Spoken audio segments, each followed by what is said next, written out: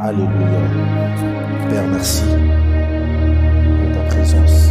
Merci pour ton esprit de maître. Toi qui es l'incomparable. Nous te disons merci et nous te recommandons ces instants, Seigneur de grâce. Bien-aimé dans les Seigneurs, laisse-moi te dire, je suis dans la parole de Dieu en train de voir cette histoire qui est la parole de Dieu est en train de nous relater. J'aimerais dire à une personne, tu as un pouvoir que Dieu t'a déjà donné. Tu as une puissance en toi que tu dois expérimenter.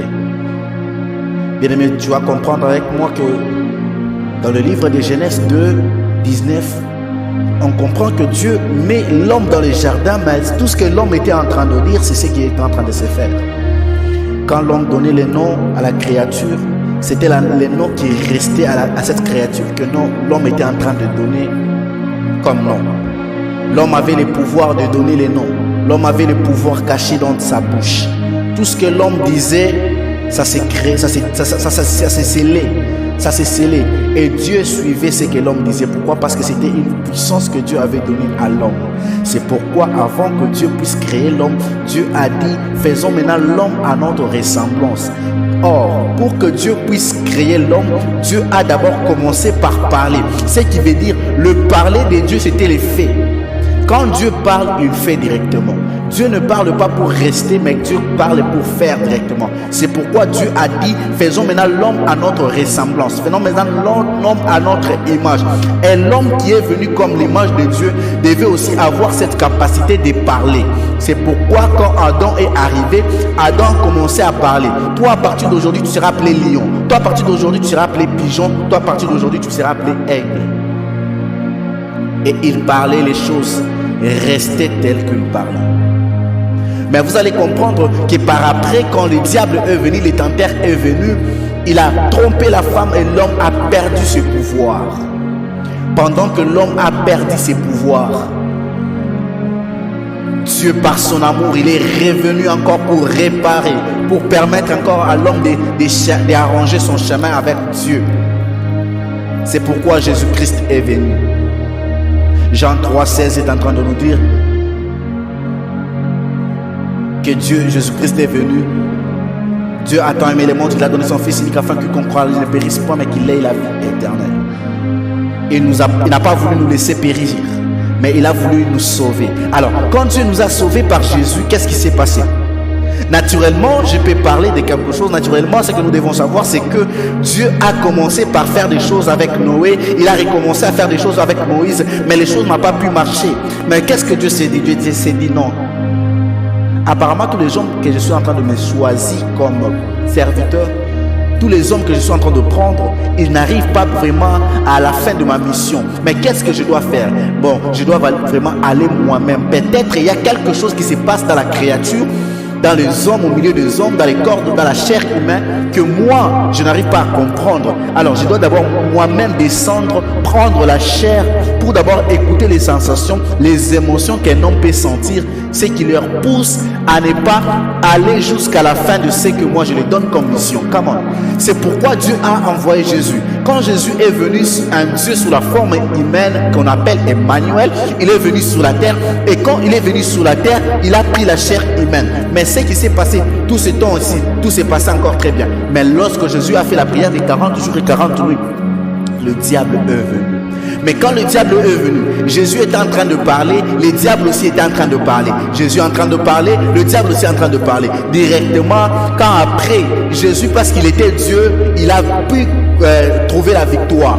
Mais Dieu a compris maintenant. Il s'est dit, c'est pourquoi tous les hommes que j'étais en train de choisir étaient en train de tomber toujours, étaient en train d'échouer toujours à terminer la mission que je lui donnais. Pourquoi? Parce que le diable venait. Or, en Genèse 2, 19, le pouvoir que Dieu a donné à l'homme, c'était le pouvoir de parler et les choses se créent. Mais quand Jésus-Christ est venu, il est venu aussi, il marchait sur ce même pouvoir. C'est pourquoi quand le diable est venu lui tenter, Jésus n'a pas prié, Jésus n'a pas dit il n'a pas fait quelque chose, mais Jésus était en train de parler. Ce qui veut dire, Jésus était en train d'utiliser la force que Dieu avait donnée à Adam dans les jardins. C'était la force de la parole. Et c'était la parole qui devait chasser le diable. Donc quand le diable est venu tenter Adam dans les jardins, Ève dans les jardins, si Ève était forte en parole, le diable n'allait pas réussir. Mais parce que la parole ne suffit pas à vaincre le diable, c'est pourquoi Ève avait cédé. Parce qu'Ève avait dit, Dieu nous a déjà interdit de manger ça. Mais le diable était en train d'insister. Jésus-Christ de même, quand le diable était en train de lui tenter, Jésus-Christ, le diable parlait, Jésus-Christ lui parlait et le diable aussi finissait de parler. C'est alors que Jésus a pris maintenant la parole de dire que tu ne tenteras pas l'Éternel ton Dieu. Quand le diable a vu qu'on lui parlait maintenant de Dieu, il y avait maintenant l'intervention de Dieu, que le diable a fui.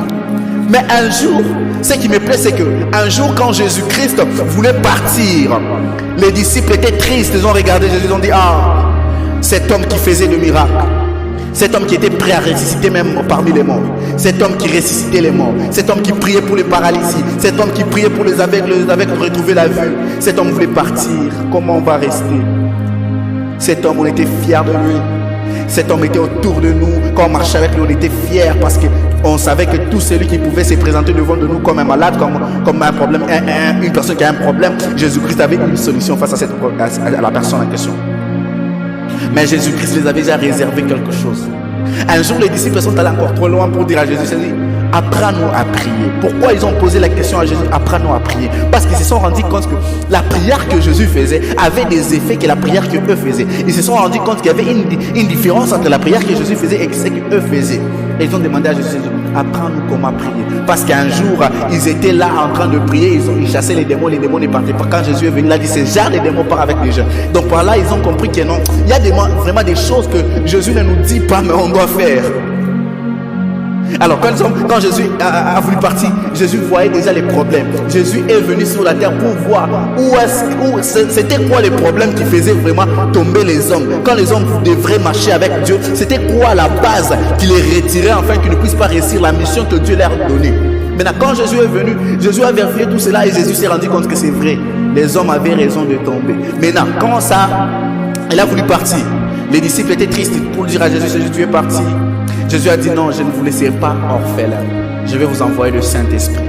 Come on. En réalité, quand Jésus les a dit, je ne vous laisserai pas seul, je ne vous laisserai pas orphelin, mais je vais vous envoyer le Saint-Esprit. C'est parce que Jésus, quand il a pris la chair humaine, le Dieu qui a pris la chair humaine est venu sur la terre, il s'est rendu compte que la puissance de la parole qu'il a donnée à l'homme dans les jardins ne suffisait pas pour accomplir sa mission. Donc il fallait encore ajouter quelque chose. Et la chose qu'il fallait ajouter, il s'est dit non, je dois ajouter encore ma partie de Dieu qui est esprit dans l'homme, afin que l'homme soit maintenant puissant pour chasser les démons, afin que l'homme soit maintenant puissant pour chasser les diables quand il viendra lui tenter. C'est pourquoi la Bible dit, luttez contre le diable et il fuira loin de vous. On lutte avec le diable, c'est parce qu'on a le Saint-Esprit. Or, en réalité, un homme n'a pas la capacité de lutter avec le diable, mais c'est un homme qui est rempli du Saint-Esprit qui peut chasser les diables. Oh my God.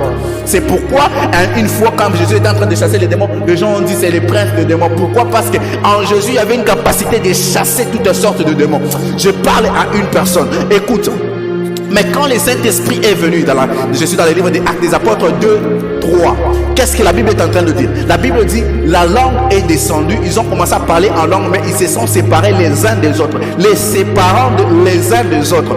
Or, je vois la séparation. Pendant que je suis en train de voir la séparation, je comprends quelque chose, c'est que la langue est venue pour séparer les gens. Or, si on parle en langue, si le Saint-Esprit vient avec une langue qui peut nous séparer, ce qui veut dire que lorsque je suis en train de parler en langue, je n'ai pas besoin de mon voisin, je n'ai pas besoin d'abord que mon voisin puisse écouter ce que je suis en train de dire, mais cela me regarde moi uniquement. C'est pourquoi la Bible est en train de dire, celui qui parle en langue s'édifie lui-même. C'est pourquoi quand tu parles en langue, ne cherche pas à raisonner que la foule t'entende, ne cherche pas à chercher qu'une autre personne qui est à côté de toi puisse écouter ce que tu es en train de dire. Si toi tu ne me dis pas amen, je suis en train de voir les gens qui étaient vers la tour de Babel. Je suis dans le livre de Genèse 11, 9. Quand Dieu a regardé que les hommes étaient en train de construire le tour de Babel, qu'est-ce que Dieu a fait? Dieu a dit, je vais aller confondre leurs langues pour les séparer.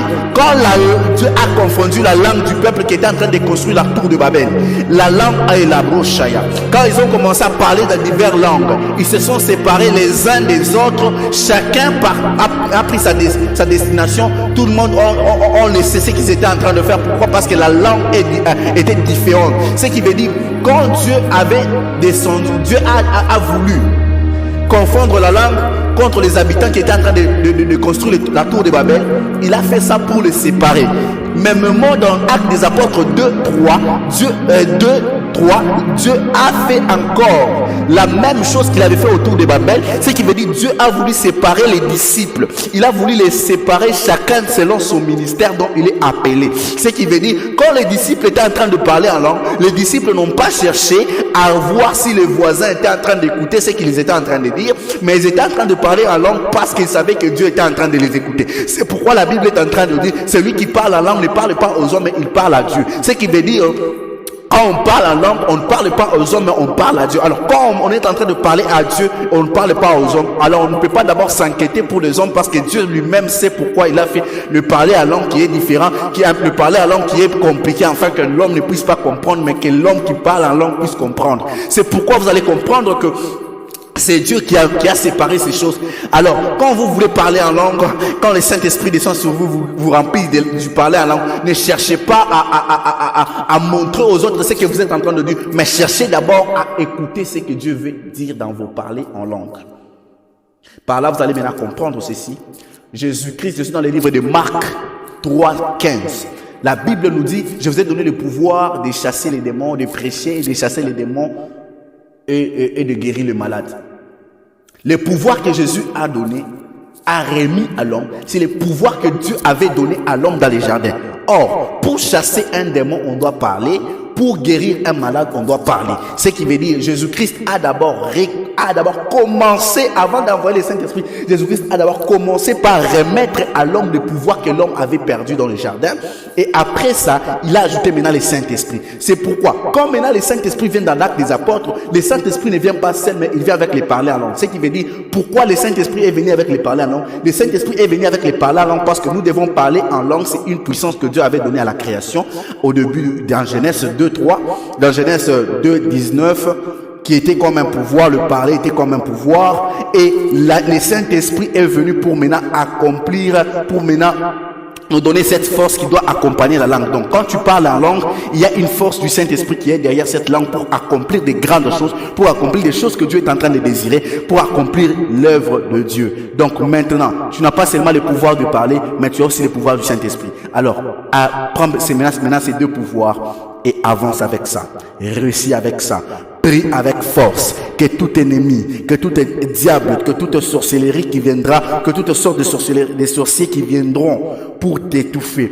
Lorsque tu seras en train de prier, avec le pouvoir de ta langue, avec le pouvoir du Saint-Esprit, tu vas accomplir. C'est pourquoi la Bible est en train de dire que la vie et la mort sont au pouvoir de ta langue. C'est ça, les premiers pouvoirs que Dieu avait donné à l'homme, c'était le pouvoir du parler. Et le deuxième pouvoir que Dieu a donné à l'homme, c'est le pouvoir